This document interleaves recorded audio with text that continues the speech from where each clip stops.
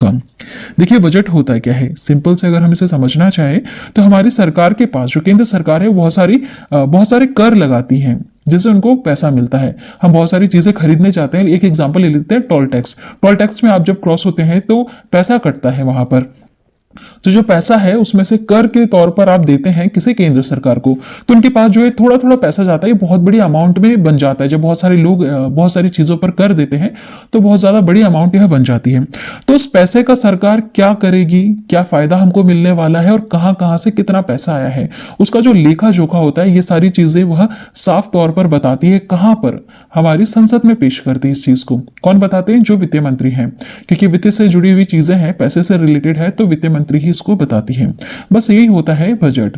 अब देखिए इससे जुड़े हुए जितने क्वेश्चंस हैं हम क्लियर करेंगे और वहां पर बहुत सारे एक्स्ट्रा पॉइंट्स भी मैं आप लोगों को क्लियर करवाऊंगी। आई होप आपको समझ में आया होगा कि बजट क्या होता है, केंद्र सरकार के पास कितना पैसा आ रहा है और अगले सालों में उसका वो कैसे यूज करने वाली है। बस यही होता है बजट पेश करना। देखिए वर्ष 2023-24 के लिए बजट 1 फरवरी को कौन पेश करेंगे? कौन पेश करेंगे? जो वर्तमान में वित्त मंत्री हैं। तो वित्त मंत्री कौन है? निर्मला सीतारमण है।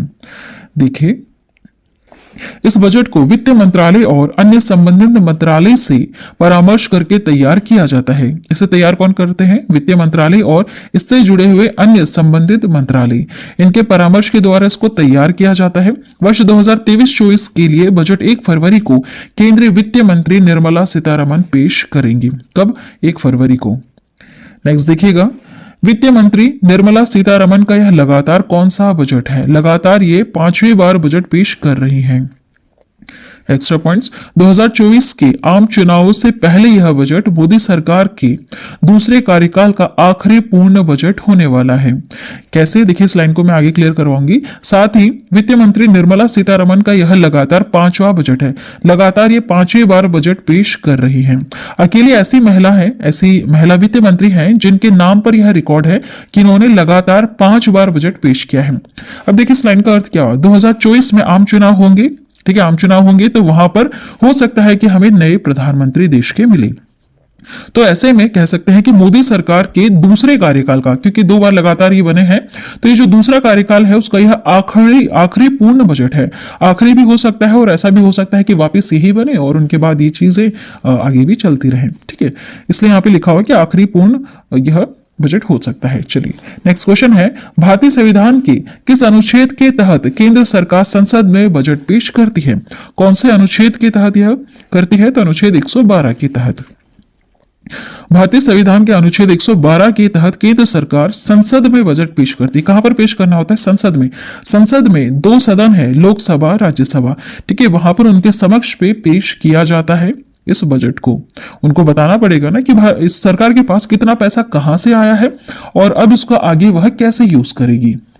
देखिए union budget of India, budget किसी वित्तीय वर्ष में देश का फाइनेंशियल लेखा जोखा होता है।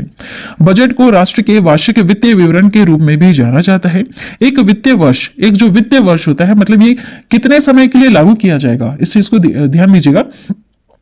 1 फरवरी को इन्होंने इसकी घोषणा की है, ये जो बजट है वो पेश कर रही है ना, 1 फरवरी को करेंगी, लेकिन लागू कब से होगा? तो ये 1 अप्रैल से लेकर 31 मार्च तक लागू होगा, है ना, याद रखिएगा। इसी को हम एक वित्तीय वर्ष कहते हैं। काफी ज्यादा इंपॉर्टेंट पॉइंट। एक वित्तीय वर्ष किसे कहते हैं? 1 अप्रैल से शुरू होगा ये और अगले साल के 31 मार्च को यह समाप्त हो जाता है। इसे एक वित्तीय वर्ष हम कहते हैं। तो 1 फरवरी को यह भी जैसे अभी मैंने बताया 1 फरवरी को ये पेश करेंगे बजट को, लागू हो जाएगा 1 अप्रैल से, है ना। काफी ज्यादा इंपॉर्टेंट पॉइंट है ये। देखिए नेक्स्ट है, भारत में पहली बार कब बजट को पेश किया गया? कब? 7 अप्रैल 1860 में पेश किया गया था। पहली बार की हम बात कर रहे हैं भारत देश में। यहां पर हम स्वतंत्र वर्ड का यूज नहीं कर रहे हैं, उससे जुड़ा हुआ क्वेश्चन आगे आएगा। भारत देश में पहली बार कब बजट पेश किया गया? तो 7 अप्रैल 1860 को।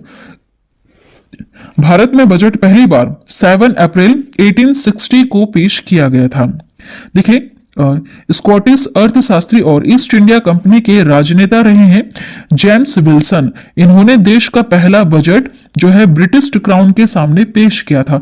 तब हमारा भारत देश आजाद नहीं हुआ था, तब पेश किया गया था 1860 में। किसके सामने? ब्रिटिश क्राउन के सामने पेश किया गया था। नेक्स्ट क्वेश्चन है, स्वतंत्र भारत का पहला बजट वर्ष 1974 में किसके द्वारा पेश किया गया था? स्वतंत्र भारत में, हमारा भारत देश स्वतंत्र हुआ 15 अगस्त 1947 को, उसके बाद पहली बार किसने पेश किया? किसने पेश किया? इनका नाम है आर के सनमुखम सेट्टी। याद रखिएगा, इंपॉर्टेंट क्वेश्चन, आर के सनमुखम सेट्टी। स्वतंत्र भारत का पहला बजट इन्होंने 1947 में पेश किया था। देखिए, स्वतंत्र भारत का पहला बजट 1947 में आर के सनमुखम चेट्टी द्वारा पेश किया गया था। इनका नाम है आर के सनमुखम चेट्टी, है ना। यह बजट 15 अगस्त 1947 से 31 मार्च 1948 तक के 7.5 माह की अवधि के लिए किया गया था। जॉन मथाई को वर्ष 1950 में गणतंत्र भारत का पहला केंद्रीय बजट पेश करने का गौरव प्राप्त हुआ है। देखिए, अभी हमने देखा कि स्वतंत्र भारत का जो पहला बजट है यह किसने पेश किया था? सनमुखम चेट्टी ने। लेकिन अगर आपसे क्वेश्चन पूछा जाए कि गणतंत्र भारत का पहला केंद्रीय बजट किसने पेश किया, तो जॉन मथाई ने। अब गणतंत्र भारत क्या है, मैंने आपको बताया था, भारत आजाद हुआ था 1947 में, लेकिन भारत देश का संविधान लागू कब हुआ था? 26 जनवरी को हुआ था 1950 में। 1950 में हुआ था तो गणतंत्र भारत बना था तब से, क्योंकि हमारे भारत देश के अपने खुद के राष्ट्रपति थे, है ना। तो देखिए, उस समय फिर किसने पहली बार पेश किया, यह भी क्वेश्चन आपको पता होना चाहिए। इसका आंसर जॉन मथाई ने पेश किया था। दोनों में डिफरेंस है, दोनों का मीनिंग अलग अलग है, तो इस चीज को ध्यान दीजिएगा। स्वतंत्र भारत आजाद होने के समय जिन्होंने पेश किया था वो थे आर के सनमुखम चेट्टी। लेकिन जब भारतीय संविधान लागू हुआ और गणतंत्र भारत बना, तब पेश किया था जॉन मथाई ने। चलिए आगे बढ़ते हैं नेक्स्ट क्वेश्चन की तरफ। आई होप जो पॉइंट्स में क्लियर करवा रही हूं ये क्लियर हो रहे होंगे। नेक्स्ट है, अभी तक सबसे ज्यादा 10 बार बजट किसने प्रस्तुत किया है? इनका नाम है मोरारजी देसाई। मोरारजी देसाई अभी तक सबसे ज्यादा 10 बार बजट पेश कर चुके हैं। देखिए, भारत में अभी तक वर्ष 2013 तक सबसे अधिक बार बजट पेश करने वाले वित्त मंत्री हैं मोरारजी देसाई। उन्होंने कुल 10 बार 10 बजट पेश किए हैं, जबकि जो पी चिदम्बरम है उनके बाद जो दूसरे नंबर के वो है पी चिदम्बरम, इन्होंने 8 बार बजट पेश किया है ना। ये दोनों पॉइंट याद रखिएगा। 10 बार किसने पेश किया है? वित्त मंत्री हैं मोरारजी देसाई, पूर्व वित्त मंत्री हैं, इन्होंने पेश किया था 10 बार, और 8 बार जो पेश कर चुके हैं वो है पी चिदम्बरम, है ना, याद रखिएगा। नेक्स्ट क्वेश्चन देखिएगा, बजट की शुरुआत कहां से हुई? पूछा जाए कौन से देश ने इसकी शुरुआत की है, तो वह है इंग्लैंड। इंग्लैंड देश से शुरुआत की गई है। देखिए, बजट की शुरुआत इंग्लैंड में हुई है। वर्ष 1760 की शुरुआत में राजकोष के चांसलर ने प्रत्येक वित्तीय वर्ष के शुरू में संसद में राष्ट्रीय बजट पेश करना शुरू किया है। अगर सन पूछा जाए तो 1760 में, है ना, 1760 से ही यह शुरू हो चुका था। बजट की शुरुआत कहां से हुई है? इंग्लैंड से। नेक्स्ट है, सबसे लंबे बजट भाषण का रिकॉर्ड किस वित्त मंत्री के नाम है? किसके नाम है? तो जो अभी वर्तमान में है निर्मला सीतारमण, इनके नाम पर ही है। सबसे लंबा बजट इन्होंने लंबा बजट भाषण पेश किया था। देखिए यहाँ पर भाषण है यह।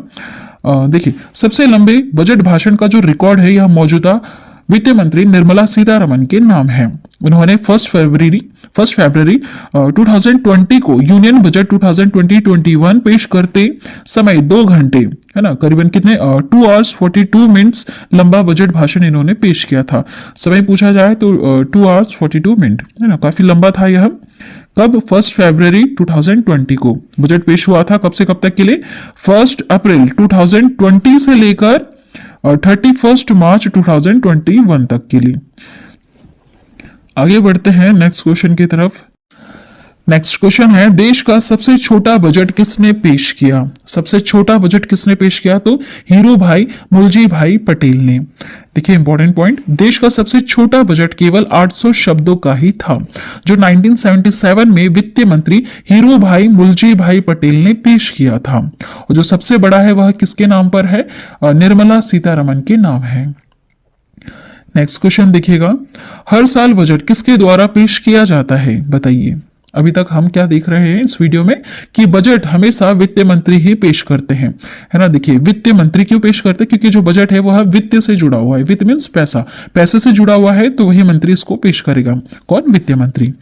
नेक्स्ट क्वेश्चन है, भारत में वित्तीय वर्ष का पीरियड कब से कब तक का होता है? अभी बताया मैंने, ये कब से कब तक का होता है? 1 अप्रैल से लेकर 31 मार्च तक का होता है ना, 1 अप्रैल से लेकर 31 मार्च। देखिए, भारत में वित्तीय वर्ष का जो पीरियड है 1 अप्रैल से लेकर 31 मार्च तक का होता है।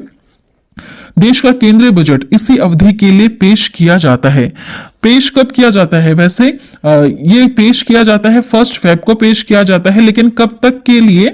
1 अप्रैल से लेकर 31 मार्च तक के लिए इसको लागू किया जाता है ना। देखिए, बजट के जरिए सरकार यह तय करने का प्रयास करती है कि आगामी वित्तीय वर्ष में वह अपनी कमाई की तुलना में किस हद तक खर्च कर सकती है। यही प्रयास करती है बताने की वह कि जितना पैसा उनके पास आया है, जितना भी कर वगैरह से इन्होंने यहाँ वहां से जितना भी पैसा उनके पास आया है, तो वह किस हद तक खर्च करेगी, कहां कहां पर खर्च करेगी। आगे भी ये पॉइंट्स में क्लियर करवाऊंगी, इसलिए ध्यान से जरूर देखिएगा। नेक्स्ट है, पहली बार किस महिला वित्त मंत्री ने बजट पेश किया? क्या नाम है इनका? इंदिरा गांधी। पहली बार जो वित्त मंत्री महिला वित्त मंत्री है जिन्होंने बजट पेश किया है वह है इंदिरा गांधी। नेक्स्ट देखिएगा, पहली बार महिला वित्त मंत्री हैं जिन्होंने बजट पेश किया है 1970 में, इंदिरा गांधी पहली महिला वित्त मंत्री के तौर पर इन्होंने बजट पेश किया है ना, ये पॉइंट याद रखिएगा। उस दौरान पीएम के अलावा उनके पास वित्त मंत्रालय का भी प्रभार था। नेक्स्ट देखिएगा, बजट का शाब्दिक अर्थ क्या होता है? हम बार बार सुन रहे हैं बजट बजट बजट, लेकिन इसका शाब्दिक अर्थ क्या है? तो चमड़े का थैला। पहले चमड़े के थैले में इसको पेश किया जाता था तो इसको बजट कहते थे। देखिए, बजट शब्द का विकास फ्रेंच शब्द बुजेट से हुआ है, जिसका शाब्दिक अर्थ है एक छोटा चमड़े का थैला। नेक्स्ट क्वेश्चन, कितने दिन पहले शुरू हो जाती है बजट की तैयारी? ये 6 माह पहले से ही इसकी तैयारियां शुरू हो जाती है।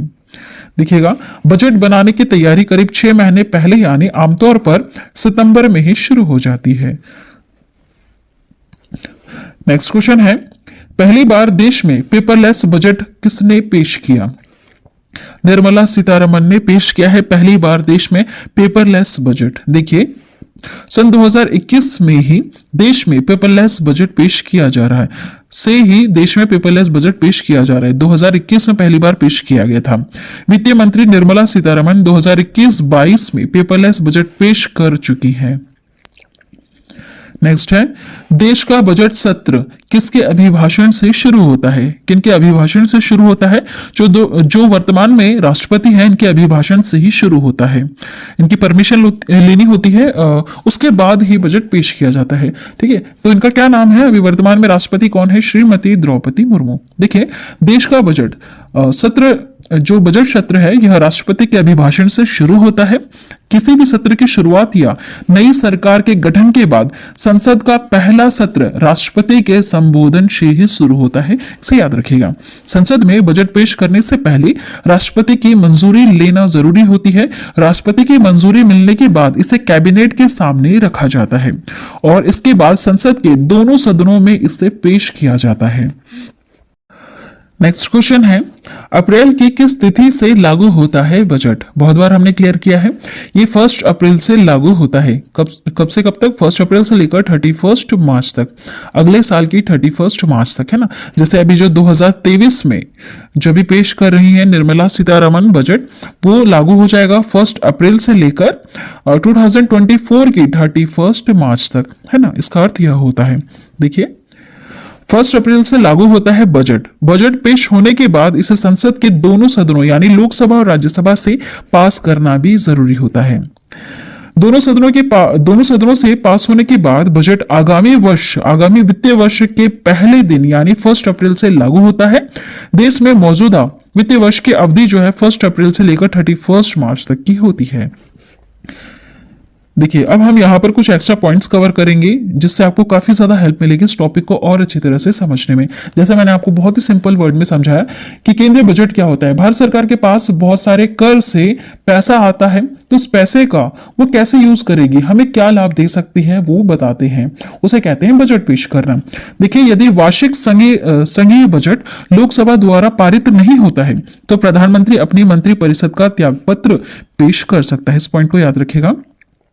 जो संघीय बजट पेश किया जा रहा है 1 फरवरी को, उसे पास करवाना है, 1 अप्रैल से पहले पास करवाना है ताकि 1 अप्रैल को इसको लागू कर सके। अगर यह पारित नहीं होता है तो ऐसे में जो प्रधानमंत्री हमारे अपनी मंत्रिपरिषद का त्यागपत्र पेश कर सकते हैं। देखिए, प्रारंभ में रेल बजट और आम बजट एक साथ ही प्रस्तुत किया जाता था, याद रखिएगा, लेकिन 1921 में नियुक्त हुए थे ऑकवर्थ कमेटी की, नियुक्त की गई थी एक कमेटी जिसका नाम है ऑकवर्थ कमेटी। इनकी सिफारिशों के आधार पर 1924 में यह निर्णय लिया गया कि रेल बजट को आम बजट से अलग प्रस्तुत किया जाए। 1925 में पहली बार रेल बजट को अलग से पेश किया गया और तभी से रेल बजट को आम बजट से अलग प्रस्तुत किया जाने लगा है।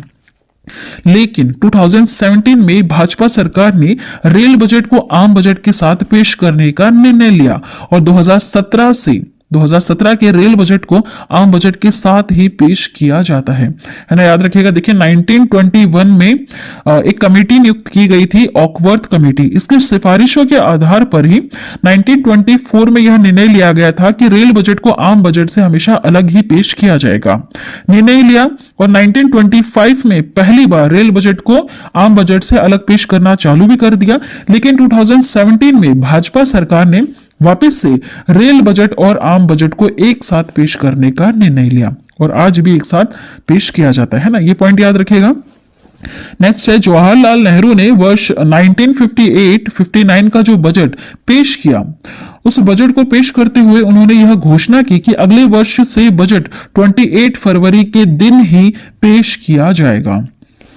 देखिए, वित्त मंत्री के रूप में वर्ष 1991 में डॉक्टर मनमोहन सिंह ने देश में आर्थिक उदारीकरण की नीति लागू करने की घोषणा की। यह पॉइंट भी इंपॉर्टेंट है। नेक्स्ट पॉइंट देखिएगा, अंग्रेजों ने भारत के लिए बजट पेश करना शुरू किया तो उसके लिए शाम के 5 बजे का समय रखा गया था, लेकिन 1999 में एनडीए की सरकार के वित्त मंत्री यशवंत सिन्हा ने बजट पेश करने का समय दिन के 11 बजे कर दिया। ठीक है, अंग्रेजों ने इसका जो समय था, टाइम था, वो शाम के 5 बजे का कर दिया था, लेकिन एनडीए की सरकार आई थी 1999 में, जो वित्त मंत्री है यशवंत सिन्हा, इन्होंने बजट पेश करने का समय 11 बजे का कर दिया है ना, ये पॉइंट याद रखिएगा। नेक्स्ट है, 25 फरवरी 1992 में भारत में पहली बार रेल बजट और 29 फरवरी 1992 को सामान्य बजट को टेलीविजन पर प्रसारण शुरू हुआ था। देखिए, साल 1995 तक बजट केवल अंग्रेजी में ही पेश किया जाता था, जबकि इसके बाद से कांग्रेस सरकार ने बजट पेपर्स को हिंदी और अंग्रेजी दोनों में प्रिंट करने का फैसला लिया। 1955 से पहले ये सिर्फ इंग्लिश में पेश किया जाता था, लेकिन बाद में कौन सी सरकार की मदद से, कांग्रेस सरकार की मदद से जो बजट पेपर्स है इसको हिंदी इंग्लिश दोनों लैंग्वेज में अवेलेबल करवाया गया। अब जो हम यहाँ पे पॉइंट्स कवर करेंगे ये काफी ज्यादा इंपॉर्टेंट पॉइंट्स हैं। देखिए, टैक्स से प्राप्त राशि कहां पर होती है खर्च, ध्यान से जरूर सुनिएगा। लास्ट में क्वेश्चन भी पूछा है मैंने, जिसका आंसर आपको कमेंट करके बताना है। देखिए, इनकम टैक्स हो गया, जीएसटी या कहीं और से प्राप्त हुई राशि का खर्च भारत सरकार रक्षा, पुलिस, न्यायिक व्यवस्था, सार्वजनिक स्वास्थ्य, कल्याणकारी योजना, बुनियादी ढांचा जैसे आवश्यक खर्चों के लिए करती है। आपने सुना होगा बहुत सारी योजनाएं लेकर आई हैं सरकारें, तो वो जो सरकार योजनाएं लेकर आती हैं, चाहे वह आपकी केंद्र सरकार हो गई या फिर राज्य सरकार हो गई, तो वहां पर करोड़ों रुपया खर्च किया जाता है। तो ये जो टैक्स वगैरह से जो भी इनको पैसा मिलता है वो यहाँ पर यूज करती है। या फिर रक्षा से जुड़ी हुई कोई भी चीज है, जैसे आपने सुना होगा कि पनडुब्बी खरीद ली या फिर कोई फाइटर जेट या प्लेन खरीद लिया है, तो इतना सारा पैसा कहाँ से आया? ये सब इनके पास टैक्स से पैसा आया है और इन्हीं को ये जो आम जनता है उनके स्वास्थ्य के लिए हो गया या फिर रक्षा के लिए ये यूज कर लेती है। ठीक है, अब देखिए, भारत सरकार नागरिकों के प्रति अपनी कई तरह की जिम्मेदारियों का निर्वाह कर रही है, जिनमें सरकारी अस्पतालों में इलाज जो होता है यह मामूली खर्च पर हो जाता है या फिर बिल्कुल फ्री हो जाता है। शिक्षा से जुड़ा हुआ शामिल है, जैसे नगर पालिका और सरकारी स्कूलों में शिक्षा जो दी जा रही है वो भी बिल्कुल फ्री है।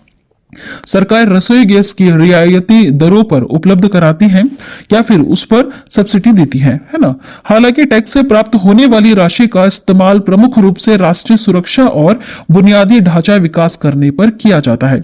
सुना होगा आपने कि कॉरिडोर वगैरह बनवाए जा रहे हैं या फिर सुरक्षा से जुड़े हुए जो भी चीजें हम बाहर से खरीदते हैं, अपने सेल्फ डिफेंस के लिए जो चीजें खरीदी जाती हैं बाहर से, रूस देश से हम बहुत सारी चीजें खरीदते हैं, तो वो चीजों में इतना सारा पैसा लगाया जाता है, तो वो पैसा कहाँ से आता है? ये सब टैक्स वगैरह से ही लेते हैं, हमसे ही लेते हैं और हमारी सुरक्षा के लिए हम ही पर ही लगा देते हैं। ठीक है। देखिए, इसके अलावा आपके ही द्वारा चुकाए गए टैक्स से सरकार विभिन्न कल्याणकारी योजनाएं चलाती है, जिसमें रोजगार से जुड़ी योजनाएं भी शामिल होती हैं। विभिन्न सरकारी और प्रशासनिक विभागों में लाखों कर्मचारी काम करते हैं, जिनका वेतन और अन्य खर्च सरकार आपके टैक्स के पैसों से ही चुकाती है। ठीक है, जो भी सरकारी कर्मचारी, उनको सैलरी कहां से मिलती है? आप जो पैसा देते हैं उन्हीं से ही उनको सैलरी मिलती है।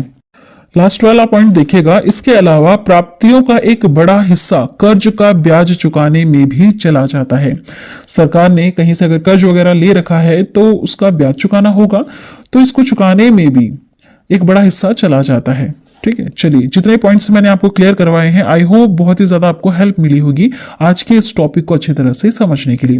लास्ट में क्वेश्चन आप सभी लोगों से मैंने पूछा है, जिसका आंसर आपको कमेंट करके बताना है। देखिए, क्वेश्चन है 74th गणतंत्र दिवस परेड में शामिल किस राज्य की झांकी को प्रथम पुरस्कार से सम्मानित किया गया? कमेंट करके जरूर बताइएगा। आज की वीडियो में इतना ही। आज की वीडियो काफी ज्यादा यूजफुल रही है और जितने पॉइंट्स मैंने आप लोगों को क्लियर करवाए हैं, आई होप आपको सारे समझ में आए होंगे। वीडियो पसंद आती है तो प्लीज चैनल को जरूर सब्सक्राइब करें, बेल नोटिफिकेशन आइकन पे ऑल प्रेस जरूर कर दें। जब भी हम वीडियो अपलोड करेंगे तो एक नोटिफिकेशन आपके पास पहुंच जाएगा। चैनल पर जुड़े रहने के लिए थैंक यू।